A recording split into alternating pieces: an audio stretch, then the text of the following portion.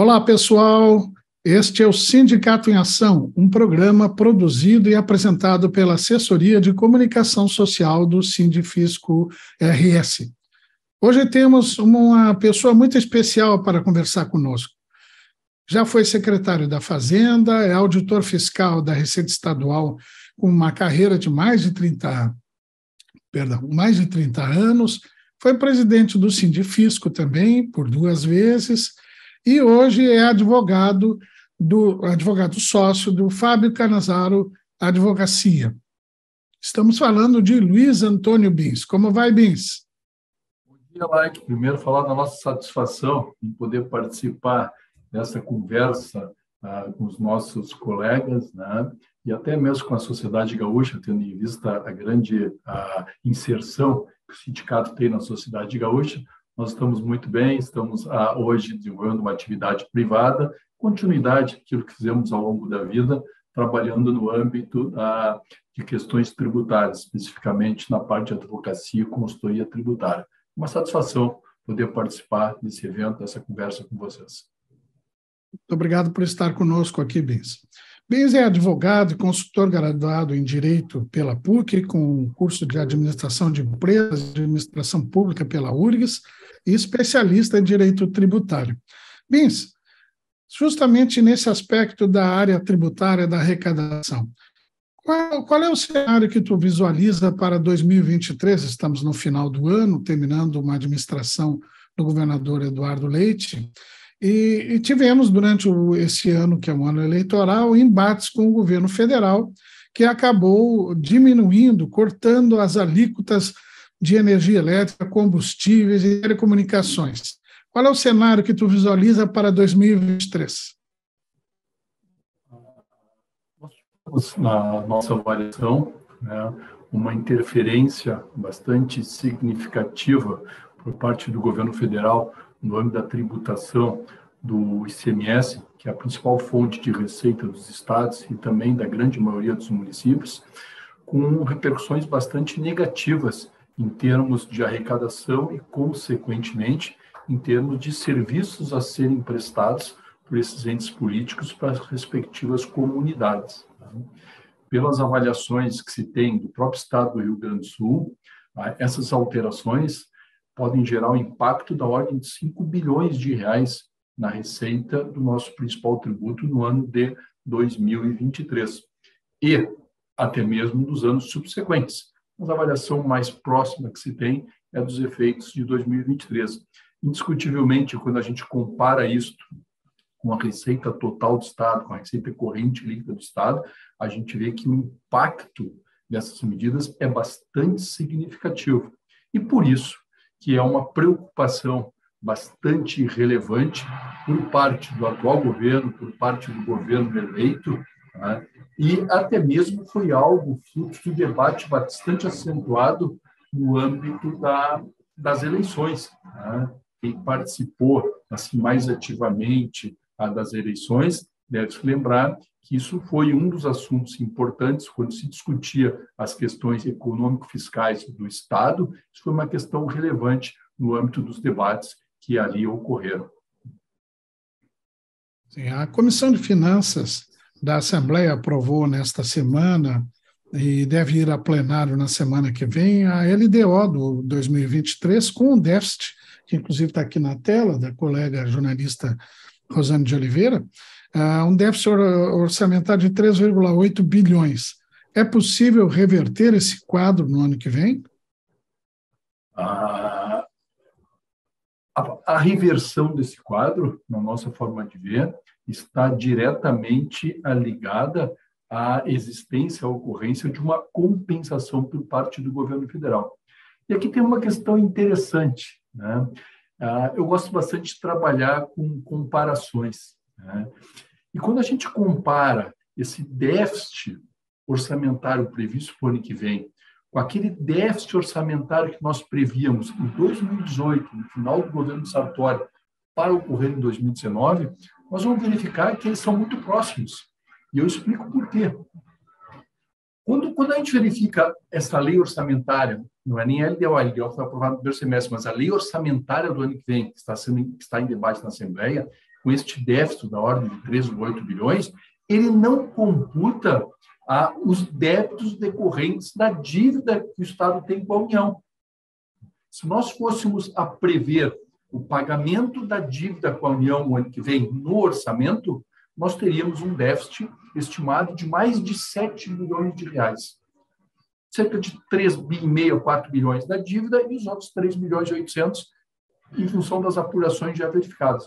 Quando nós retornamos a 2018 e verificamos também a lei orçamentária que foi encaminhada pelo projeto de lei orçamentária, o orçamento aprovado, também previa um déficit na ordem de 7 bilhões. E eu me recordo que naquela oportunidade nós dizíamos que haviam duas grandes medidas para se superar este déficit. O primeiro era a adesão ao regime de recuperação fiscal e, portanto, deixar de uma forma estruturada de se pagar a dívida, de registrar os débitos da dívida, que eram da ordem de 4 bilhões de reais, e mais ou menos 3 bilhões de reais que seriam superados com a manutenção das alíquotas majoradas que nós tínhamos naquele momento e que foi aprovado por um ano e depois prorrogado por mais 2.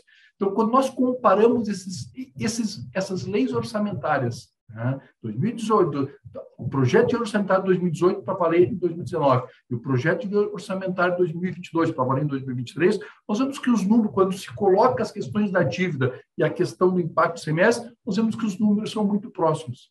E, portanto, todo o esforço que o Estado fez ao longo desse período, que se iniciou lá no início do governo Sartori, teve continuidade no governo Leite, que redundou numa série de medidas de reformas adotadas, inclusive na adesão ao regime de recuperação fiscal, eles hão de ser questionados e hão de ser prejudicados com uma única medida do governo federal, interferindo numa questão federativa que diz com a tributação, com a repercussão, com a arrecadação do nosso principal tributo estadual e, como já dito, principal fonte de receita dos estados e também dos nossos municípios.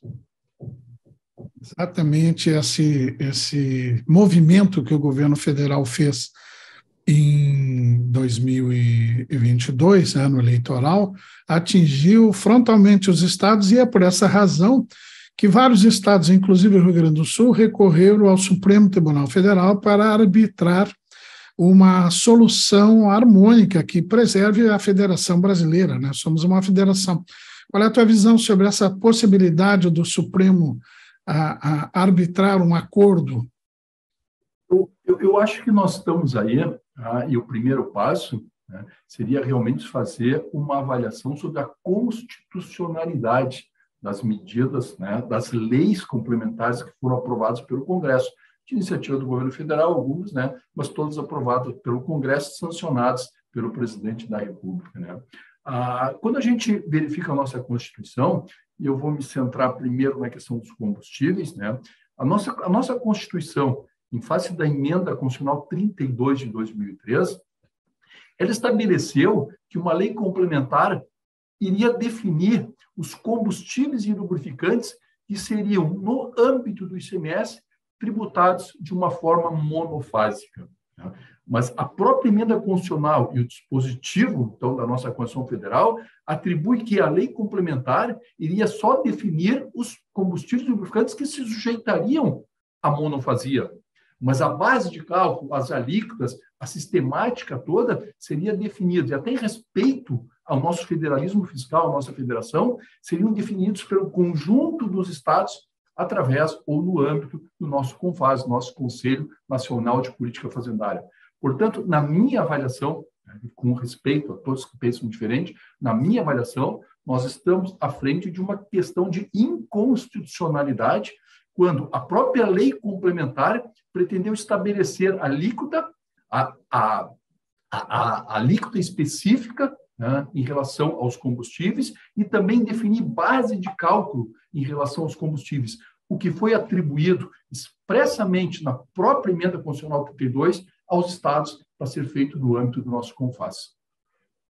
O secretário Leonardo Busato, colega, auditor fiscal, em entrevista ao nosso programa na semana passada, ele que participa dessas reuniões no Supremo, ele sinalizou que a Secretaria do Tesouro Nacional já admitiu que o regime de recuperação fiscal terá que ser alterado para este novo momento, novo cenário de um presidente eleito, que é o Lula, né, e que esses parâmetros podem ser alterados. Essa composição tem possibilidade de acontecer realmente com a Secretaria do Tesouro Nacional? Eu acho que ela não só tem possibilidade, como, na nossa visão, ela obrigatoriamente deveria ocorrer. E aqui, quando a gente avalia, né, toda a base normativa do regime de recuperação fiscal, nós verificamos que existe uma série de medidas que são vedadas a serem praticadas pelo Estado que adere ao regime de recuperação fiscal. Por exemplo, nesse caso específico, o Estado não pode reduzir as suas alíquotas e as bases de cálculos do tributos, sob pena de afetar o equilíbrio do programa que foi proposto ao governo federal no âmbito do regime de recuperação fiscal. Então, o Estado fica impedido de fazer determinadas alterações, exceto, ele até pode fazê-las, desde que adote medidas compensatórias que não prejudiquem as metas, os resultados previstos no programa de recuperação fiscal, e a União, que, através da lei, impediu o Estado de adotar determinadas medidas, adota medidas similares ou com efeitos extremamente danosos e nefastos ao Estado, reduzindo a alíquota de uma parcela extremamente importante da nossa arrecadação. Eu me lembro que, quando a gente verifica a participação dos combustíveis, da energia elétrica, das comunicações, nós temos mais de 30% da arrecadação do ICMS, cerca de 35% da arrecadação do ICMS decorre dessas espécies de mercadorias e serviços que nós denominamos, de uma forma assim bastante popular, de blue chips tributárias. E o governo federal, ou até o parlamento, através de um ato unilateral seu, afeta de uma forma extremamente nefasta e extremamente drástica a arrecadação da principal fonte de receita de 5 mil municípios e de 27 estados e mais do Distrito Federal. Sim, o presidente eleito, o presidente Lula, ele traz uma outra visão do comportamento dos estados e da União como indutor do desenvolvimento, o Estado trazendo o desenvolvimento e propondo o desenvolvimento. Neste cenário, é mais do que necessário a adequação do regime de recuperação fiscal, quero a tua opinião sobre isso, que foi criado num outro cenário de teto de gastos, de corte de despesas apenas de Estado, busca do Estado mínimo. É esta a tua visão também? Tem uma questão assim que é bastante relevante em relação à situação econômico-financeira e fiscal dos entes da federação e do próprio país como um todo, que diz respeito com o crescimento. Acho que o grande problema do Brasil, o grande problema dos estados, o grande problema dos municípios é que a nossa economia não cresce há muito tempo. Quando a gente verifica os últimos 10 anos, nós verificamos que o PIB do Brasil e o PIB do Rio Grande do Sul, praticamente, o PIB do Brasil, se não me engano, cresceu, eu tenho até esses números acho que anotados aqui. Nos últimos anos, quando a gente compara, se nós pegarmos 2019 a 2022, o PIB do Brasil cresceu 2%. E o PIB do Rio Grande do Sul cresceu 0,7%. Esses dados até junho desse ano. Quando nós pegamos os últimos 10 anos, nós vamos verificar também que tanto o PIB do Brasil como o PIB do Rio Grande do Sul praticamente não cresceram. Ou seja, nós estamos estagnados há muito tempo, a população cresce, a demanda por serviços públicos cresce, a necessidade de desenvolvimento de tecnologia, de desenvolvimento da economia é cada vez crescente e, no entanto, a nossa economia não cresce. Não tem como nós termos um desenvolvimento econômico, social e principalmente sustentável se nós não tivermos um crescimento. O Brasil tem que voltar a crescer. É a única forma de nós superarmos essas enormes desigualdades, essa necessidade de crescimento e desenvolvimento que nós há muito tempo não vemos no Brasil. Eu não tenho dúvida, eu não tenho dúvida, Mike, de que o Estado, lato sensu, isso é União, Estados, e também o município, mas principalmente a União dos Estados, eles precisam adotar medidas que induzam o desenvolvimento, incentivando investimentos privados, fazendo parcerias, tomando todas as medidas necessárias para que haja um estímulo à atividade produtiva por parte dos nossos empreendedores, por parte de todos os nossos setores econômicos, seja setor primário, setor industrial, setor comercial, setor de prestação de serviços, nós temos que incentivar o desenvolvimento econômico do Brasil, o crescimento. Sim, é exatamente esse tema tem sido fruto de um grande embate nos jornais do centro do país, Folha de São Paulo, Estado de São Paulo.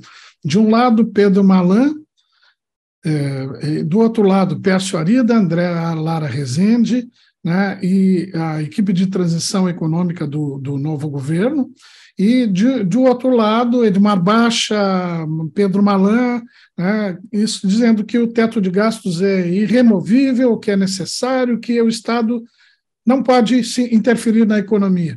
Esses dois parâmetros estão agora na discussão total no Brasil, né?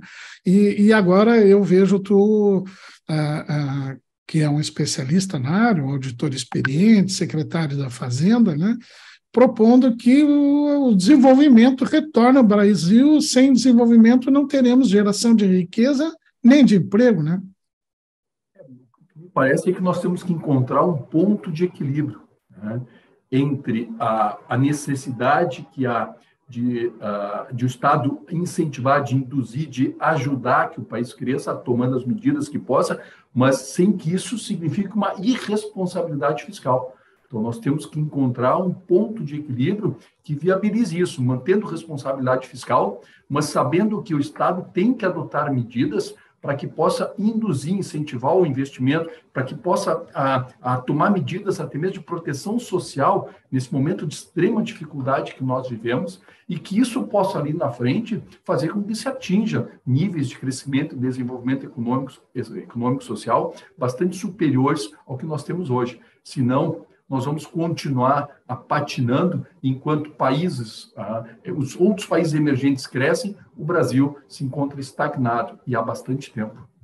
Sim, o Bins foi secretário da Fazenda do Rio Grande do Sul, mas tem origem e a base dele intelectual e o conhecimento da Receita Estadual. Como auditor, foi subsecretário também da Receita Estadual. Bins, qual é a postura dos auditores nesse momento, e já vem de alguns anos? Eu observo que uma nova atitude já de alguns anos vem crescendo, e é de respeito ao contribuinte, de orientação ao contribuinte ao invés de a punição. Isso contribui para o crescimento da arrecadação. Esta foi uma das razões de o governo Leite ter conseguido colocar em dia os salários dos servidores? Eu acho que sim, isso é uma medida, é uma postura, uma estratégia da missão tributária que indiscutivelmente colabora para que se tenha resultados mais positivos em termos principalmente de arrecadação. Acho que todo esse trabalho ele está centrado numa filosofia que há bastante tempo já é adotada pela Receita Estadual, mas que vem sendo cada vez mais incrementada e se utilizando, em especial, de instrumentos da área de tecnologia que possibilitam todo um controle muito bom. Então, toda uma forma diferenciada de trabalho, né, e com bastante controle em face da tecnologia da informação, mas é uma filosofia que procura estimular o cumprimento voluntário das obrigações pelos contribuintes. Hoje, existe um trabalho cooperativo entre fisco e contribuinte. E tudo isso se parte de um pressuposto de que os nossos contribuintes são pessoas sérias, pessoas honestas. Eu acho que aqueles que trabalham diferente são a exceção, e dentro desta visão de que todo mundo quer operar e trabalhar nos limites do que a legislação permite, é que é possível se fazer um trabalho muito mais cooperativo entre fisco e contribuinte do que aquele trabalho reativo que era feito por parte do fisco até pouco tempo atrás.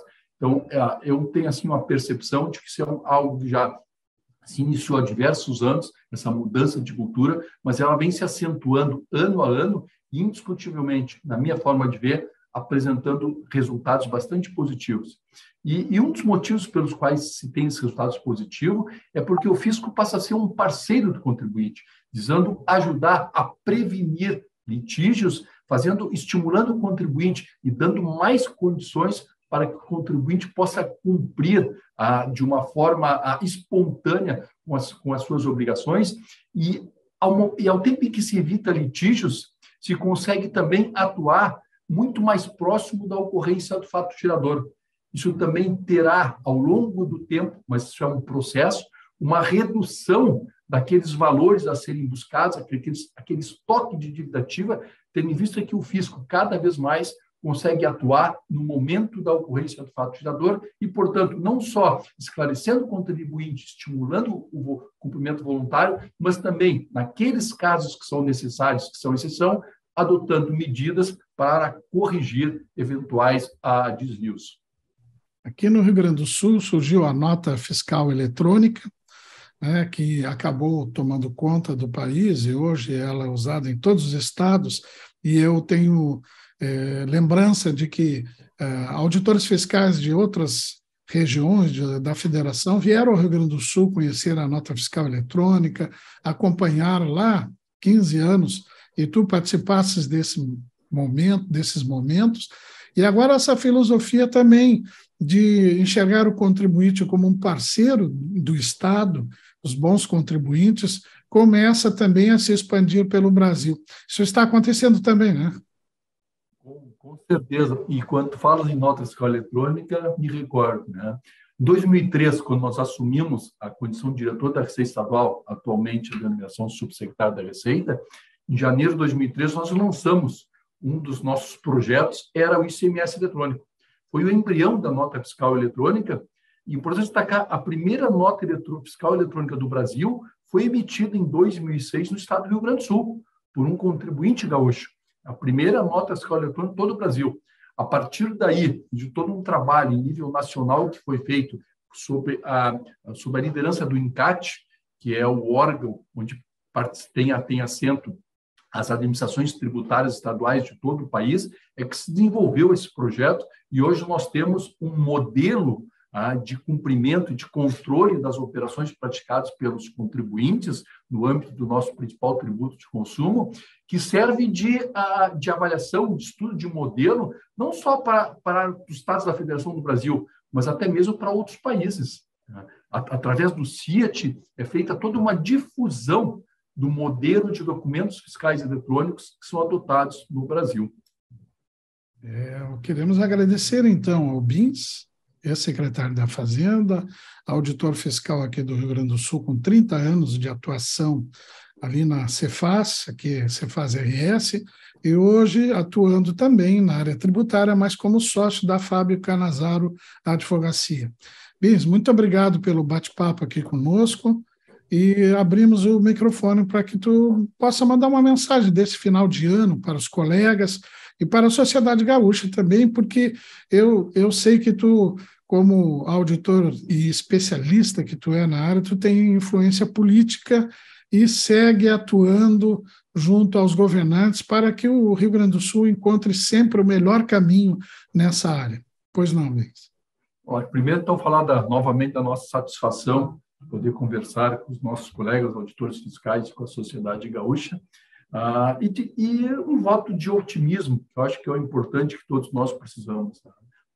Acho que nós temos o Brasil, o estado do Rio Grande do Sul, nós temos todas as condições para crescer e, em consequência, apresentar um quadro de desenvolvimento econômico e social bastante melhorado em relação ao que nós temos vivenciado nos últimos anos. Nós precisamos arregaçar mangas, continuar trabalhando como temos trabalhado ao longo dos tempos e ter uma participação da sociedade como um todo, mas em especial do Estado, que possa induzir, que possa não dificultar e sim, dentro do possível, com responsabilidade fiscal, evidentemente, incentivar as atividades produtivas para que elas sejam indutoras de um crescimento, de um desenvolvimento econômico e social, que a gente possa superar esse momento de grande dificuldade que se vive, principalmente para aqueles nossos irmãos mais necessitados e que tanto precisam da atuação do Estado, para superar esse momento de dificuldade que decorreu, em parte, da situação mundial, do contexto mundial, e, em parte, em função dos nossos contextos nacionais próprios. Então, vai um grande abraço para todos, muito sucesso, muita saúde e um 2023 pleno de realizações para todos nós individualmente, para os auditores fiscais, para a Secretaria da Fazenda, para o Estado do Rio Grande do Sul e para o país como um todo. Muito obrigado, Bins. Muito obrigado a você que nos acompanhou aqui no Sindicato em Ação. E nós voltamos a semana que vem com mais uma entrevista sobre tributos, finanças, o futuro do Estado e do país. Até lá, amigos. Muito obrigado, Bins. Um grande abraço. Um grande abraço. Obrigado.